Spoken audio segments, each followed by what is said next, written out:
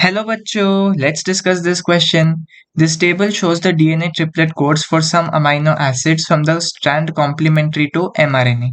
The DNA sequence shows part of a gene which can mutate in a number of ways. तो यहाँ पर हमको एक DNA sequence दिया गया है और यहाँ पर हमको अमाइनो एसिड और उनका DNA कोड दिया गया है।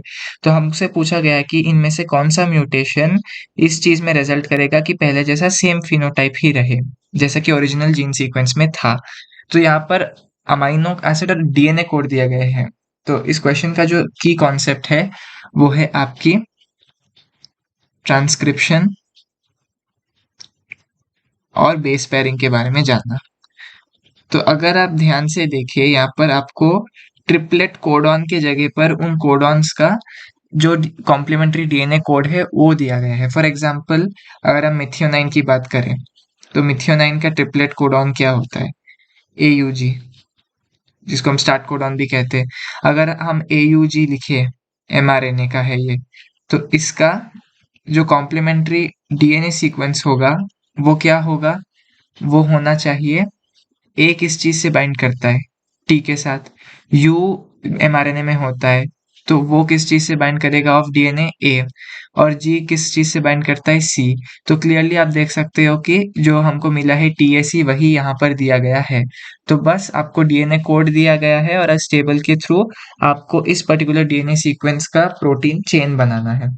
अभी हमसे पूछा गया है कि कौन सा म्यूटेशन रिजल्ट करेगा सेम फिनोटाइप में। तो सेम फिनोटाइप के लिए आपको सेम प्रोटीन्स होने जरूरी है, सेम प्रोटीन चेन। तो अगर हम यहाँ पर देखें, अगर हम पहले इस ओरिजिनल प्रोटीन चेन को बनाएं तो सबसे पहले हमको दिया गया है TAC। TAC होगा मेथियोनाइन। मेथियोनाइन के बाद TTT होगा लाइसिन। उसके बाद AAT होगा ल्यूसिन। उसके बाद GGC होना चाहिए प्रोलाइन। उसके बाद है CCT होगा ग्लाइसिन। उसके बाद GAG होगा ल्यूसिन का, फिर से ल्यूसिन। उसके बाद है GGC होगा प्रोलाइन का।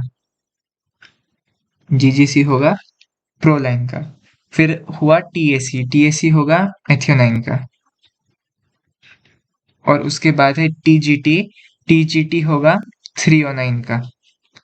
तो ये है हमारा ओरिजिनल प्रोटीन चेन। अभी इन ऑप्शंस में से हमको देखना है कि कौन सा ये सेम प्रोटीन चेन हमको दे सकता है। तो चलिए हम ए ऑप्शन देखते हैं। ए ऑप्शन में स्टार्ट होता है TAC से। TAC मतलब मेथियोनाइन। मेथियोनाइन के बाद आ रहा है TTT है लाइसिन का। और फिर AAT आया है, AAT है ल्यूसिन का। अभी तक तो मैच कर रहा है। फिर आता है GGC। अगर हम देखें तो GGC आएगा प्रोलाइन का। उसके बाद है CCT होगा ग्लाइसिन का। उसके बाद आएगा GAG है ल्यूसिन का। उसके बाद है CCA। उसके बाद है इसके GAG के बाद आएगा GGT। तो GGT में आपको दिखेगा प्रोलाइन। उसके बाद दिखेगा CCA में दिखेगा आपको ग्लाइसिन। और उसकी तो ये आंसर नहीं हो सकता क्योंकि यहाँ प्रोलाइन के बाद मेथियोनाइन आना चाहिए, यहाँ पर ग्लाइसिन है, तो ए ऑप्शन नहीं आंसर। तो ये थोड़ा लेबोरियस प्रोसेस हो जाता है। इससे बेहतर आप क्या कर सकते हो, आप पहले डीएनए सीक्वेंसेस को मैच करके देखिए, जहां पर भी डिस्क्रिपेंसी आ रही है आप वहां पर अपना टेबल से देख सकते हो। तो ये लेबोरियस प्रोसेस है। अगर अभी हम थोड़ा सा स्मार्ट वर्क इस्तेमाल करें तो बी ऑप्शन में हम देखते हैं कैसा करना है। TAC मैच है, ठीक है।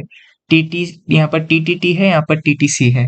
तो अगर आप देखो TTT TTC दोनों सेम अमाइनो एसिड के लिए कोड कर रहा है जो है लाइसिन, तो ये भी ठीक है। उसके बाद यहाँ पर AAT है, यहाँ पर GAT है। तो अगर आप देखें AAT और GAT दोनों सेम अमाइनो एसिड को कोड करता है जो है ल्यूसिन, तो ये भी ठीक है। उसके बाद आप देख सकते हो GGC, यहाँ पर भी GGC है, यहाँ पर भी GGC है, तो कोई बात नहीं। उसके बाद यहाँ पर भी CCT है, यहाँ पर भी CCT है, कोई बात नहीं। यहाँ पर भी GAG है, यहाँ पर भी GAG है, कोई बात नहीं। फिर GGC भी सेम है, कोई बात नहीं। TAC भी सेम है, कोई बात नहीं। TGT भी सेम है, कोई बात नहीं। तो बी ऑप्शन में हम क्लियरली देख सकते हैं कि कोई भी प्रॉब्लम नहीं है, सारे अमाइनो एसिड सेम हो रहे हैं, तो बी ऑप्शन सही लग रहा है। बट फिर भी वापस दूसरे ऑप्शन भी देख लेते हैं हम एक बार। अगर हम सी ऑप्शन देखें तो TAC से स्टार्ट करता है, TAC ठीक है। उसके बाद TTT, ये भी ठीक है। उसके बाद AAT, ये भी ठीक है। उसके बाद GGC, ये भी ठीक है। उसके बाद CCT है और यहाँ पर CCG है। तो अगर हम देखें कि CCT और CCG दोनों ग्लाइसिन के लिए ही कोड करते हैं, तो इसमें कोई भी प्रॉब्लम नहीं है। उसके बाद आ रहा है GAG, तो ये भी दोनों में सेम है, कोई बात नहीं। उसके बाद आ रहा है GGC और यहाँ पर TGA। तो GGC जो है वो प्रोलाइन के लिए कोड करता है, लेकिन जो TGA है वो 309 के लिए कोड करता है, तो यहाँ पर इशू हो गया, तो ये नहीं हो सकता आंसर। अगर हम डी ऑप्शन सिमिलरली देखें तो TAC, यहाँ पर भी TAC है, यहाँ पर भी TAC है, ठीक है। फिर TTT ठीक है। AAT ठीक है। GGC ठीक है। CCT ठीक है। GAG ठीक है। GGC ठीक है। अभी TAC और यहाँ पर TTC है। तो TAC जो है वो मेथियोनाइन को कोड करेगा, लेकिन जो TTC है वो लाइसिन को कोड करेगा। तो ये बिल्कुल गलत हो गया, यहाँ पर ये गलत हो गया। तो यहाँ पर ये ऑप्शन भी हमारा आंसर नहीं हो सकता।